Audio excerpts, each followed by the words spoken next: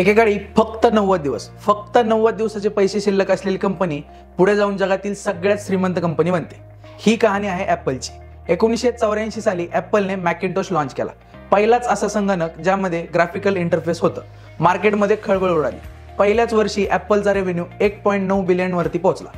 Steve jobs हे ब्रँडचा चेहरा बनले आणि कंपनी वेगात वाढायला लागली।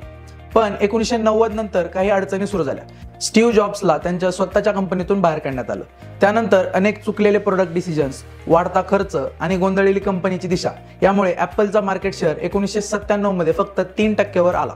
म्हणजे ॲपल बँक्रप्सीच्या उंबरठ्यावर उभी होती आणि त्यावेळी त्यांच्या बँकेत फक्त 90 दिवसांचा खर्च भागवण्या इतकीच रक्कम शिल्लक होती।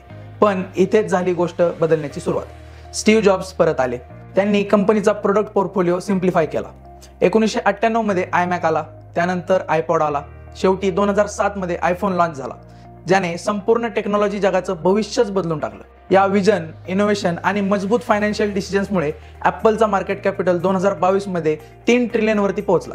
जगातील पहिली कंपनी जी एवढी मोठी झाली। फक्त टेक्नॉलॉजी नाही तर वेळेवर घेतलेले फायनान्शियल निर्णय ॲपलला वाचू शकले।